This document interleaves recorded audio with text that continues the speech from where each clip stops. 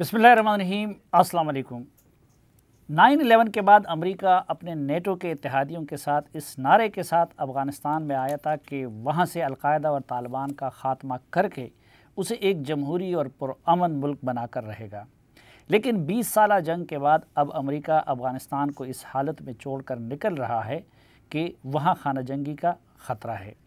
حالانکہ امریکی صدر بش سے لے کر اوباما تک اور ہلری کلنٹن تک اس وقت یہ دعوے کرتے رہے کہ وہ ماضی کی غلطی کو نہیں دہرائیں گے اور افغانستان کو ہر حوالے سے مستحکم کیے بغیر وہاں سے نہیں جائیں گے۔ Our war on terror begins with Al-Qaeda, but it does not end there.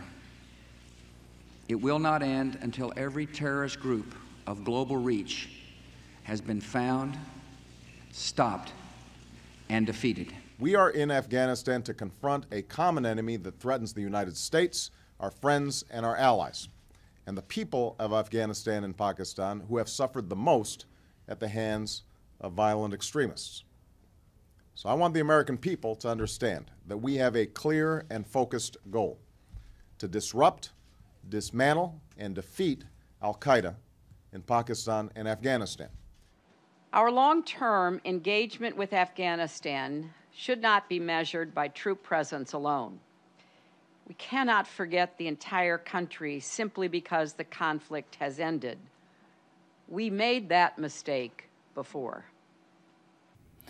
سوال یہ ہے کہ امریکہ اور نیٹو اس انجام سے کیوں دوچار ہوئے اور اب عجلت میں کیوں بھاگ رہا ہے؟ ایک طالب علم کی حیثیت سے میں اس سوال پر مسلسل غور کے بعد اس نتیجے تک پہنچا ہوں کہ یقیناً افغان حکومت کی بھی کمزوریاں رہیں اور پڑوسی ممالک یا علاقائی طاقتوں کو بھی کسی حد تک ذمہ دار قرار دیا جا سکتا ہے، لیکن حقیقت یہ ہے کہ اصل ذمہ دار خود امریکہ ہے، جس نے اپنے ساتھ نیٹو کے اتحادیوں کو بھی ہزیمت سے دوچار کیا۔ غور سے دیکھا جائے تو 9/11 کے بعد افغانستان سے متعلق امریکی اپروچ مسلسل غلطیوں اور بلنڈر سے عبارت ہے۔ 9/11 کے بعد سلامتی کونسل کے جس قرارداد کے تحت امریکہ اور اس کے اتحادیوں کو افغانستان میں کارروائی کی اجازت ملی، اسے روس اور چین نے بھی سپورٹ کر کے حمایت کا یقین دلایا تھا۔ ایران نے بھی نہ صرف مزاحمت نہیں کی بلکہ امریکیوں کے ساتھ پورا تعاون کیا، اور قندھار میں پہلے فضائی حملے امریکیوں نے ایرانی انٹیلیجنس کے نقشوں کی بنیاد پر کیے۔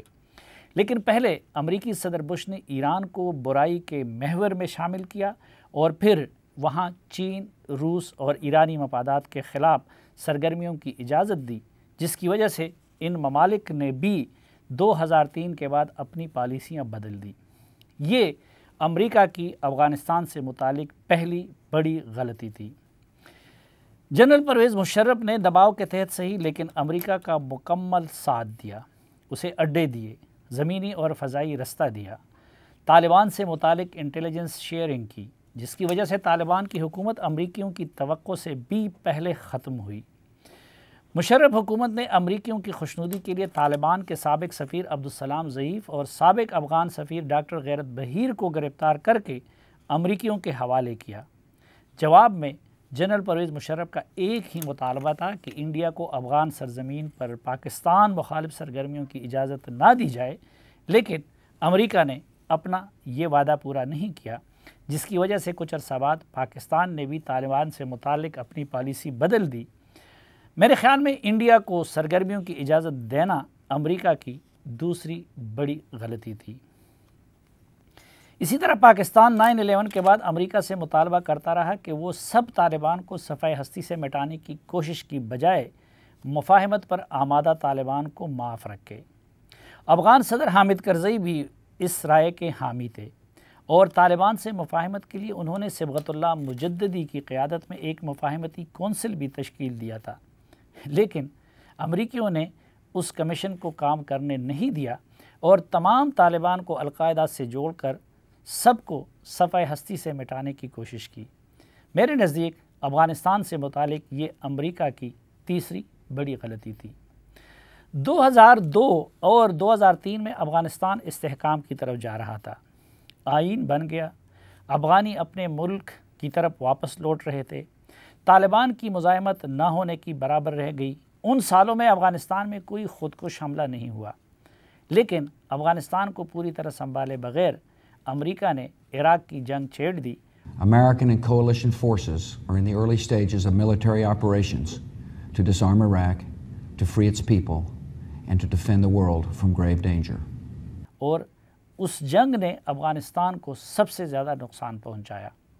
امریکہ نے اس وقت اسپیشل فورسز اور وسائل عراق منتقل کیے۔ اسی طرح ایران نے دیکھا کہ اسے عراق اور افغانستان میں اپنی افواج کو رکھ کر امریکہ نے درمیان میں سینڈوچ کر دیا ہے۔ چنانچہ اس کے بعد ایران نے بھی طالبان اور القاعدہ سے تعلقات استوار کیے۔ اسی طرح یہ سازشی تھیوری بھی تقویت پا گئی کہ امریکی اصل میں القاعدہ اور طالبان سے نمٹنے نہیں بلکہ خطے میں طویل المیعاد قیام کے لیے یہاں آئے ہیں۔ عراق جنگ کی خود افغان صدر حامد کرزئی اور حسنی مبارک جیسے امریکہ کے اتحادیوں نے بھی مخالفت کی تھی، لیکن تب صدر بش طاقت کے زوم میں مبتلا تھے۔ چنانچہ چین، روس اور خطے کے دیگر ممالک نے افغانستان میں غیر ملکی افواج کی موجودگی سے متعلق اپنی سوچ بدل دی، جبکہ القاعدہ اور طالبان کو عراق میں ناجائز امریکی کارروائی کے بعد اپنے بیانیے کے لیے مزید دلائل اور ابو غریب جیل جیسے فوٹیجز ہاتھ آ گئے۔ یہ افغانستان کے حوالے سے امریکہ کی چوتھی اور شاید سب سے بڑی غلطی تھی۔ افغانستان سے متعلق امریکی پالیسی تضادات کا بھی شکار رہی۔ ایک طرف امریکی ادارے کبھی بھی ایک پیج پہ نہیں رہے۔ CIA، پینٹاگان، اسٹیٹ ڈپارٹمنٹ اور وائٹ ہاؤس کے اپروچ مختلف اوقات میں مختلف نظر آئے۔ اسی طرح نیٹو کے دیگر اتحادی اور خود امریکی بھی کئی معاملات سے متعلق ایک صفحے پہ نہیں رہے۔ آپ اگر دیکھیں تو اوباما جیسے ذہین صدر نے بھی جو افغانستان سے متعلق پالیسی دی، اس میں ایک طرف انہوں نے سرج کی بات کی تھی اور دوسری طرف انہوں نے انخلا کی بات کی تھی۔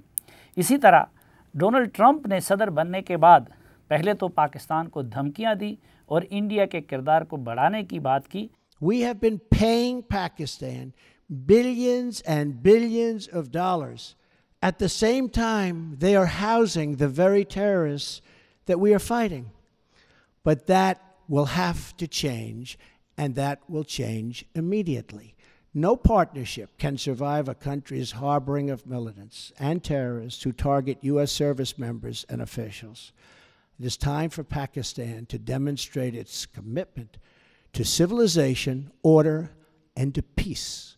9/11, the worst terrorist attack in our history, was planned and directed from Afghanistan because that country was ruled by a government that gave comfort and shelter to terrorists. A hasty withdrawal would create a vacuum that terrorists, including ISIS and Al-Qaeda, would instantly fill, just as happened before September 11th. لیکن بعد میں انہوں نے تمام معاملات پاکستان کے ذریعے چلانے کی کوشش کی۔ میرے نزدیک افغانستان سے متعلق تضادات پہ مبنی یہ پالیسی امریکہ کی ایک اور بڑی غلطی تھی۔ ڈونلڈ ٹرمپ کے دور میں امریکہ نے افغان حکومت کو بائی پاس کر کے طالبان کے ساتھ قطر میں مذاکرات شروع کیے۔ اس سے قبل جب صدر اوباما نے حامد کرزئی صاحب کے دور میں یہ کوشش کی تھی اور قطر میں طالبان کو دفتر کے قیام کی اجازت دی تھی، تو حامد کرزئی صاحب نے اپنی حکومت کی پوزیشن کے کمپرومائز ہو جانے کی وجہ سے اس کی شدید مزاحمت کی تھی، جس کی وجہ سے امریکہ نے اس وقت وہ سلسلہ بند کر دیا۔ اب جب کہ امریکہ نے طالبان کے ساتھ براہ راست مذاکرات کیے تو افغان حکومت کی حیثیت کافی کمزور اور کمپرومائزڈ ہو گئی۔ پھر جب امریکہ نے طالبان کے ساتھ جن شرائط کے ساتھ معاہدہ کیا، اس پہ بھی افغان حکومت خوش نہیں تھی۔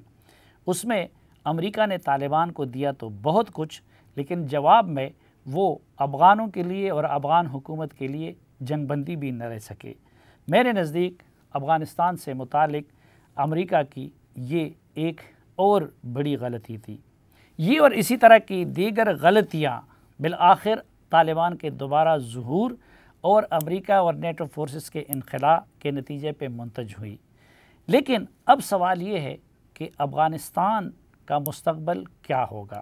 اگرچہ اس وقت افغان حکومت اور طالبان کے مذاکرات جاری ہیں، لیکن ان کے مفاہمت کا امکان بہت کم نظر آ رہا ہے۔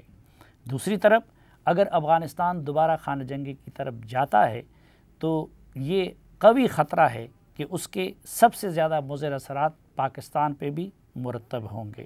کیا طالبان اور افغان حکومت کے درمیان مفاہمت کا کوئی امکان ہے؟ اگر امکان نہیں ہے تو مفاہمت کی راہ میں رکاوٹ کون ہے، طالبان یا کہ افغان حکومت؟ اور کون سے ممالک ہیں جو کہ طالبان پہ اپنا اثر ڈال سکتے ہیں یا افغان حکومت پہ اثر ڈال سکتے ہیں کہ وہ مفاہمت کے لیے آمادہ ہو جائے؟ ان اور اس طرح کے دیگر سوالوں کا جواب جانیں گے اپنے آج کے مہمانوں سے۔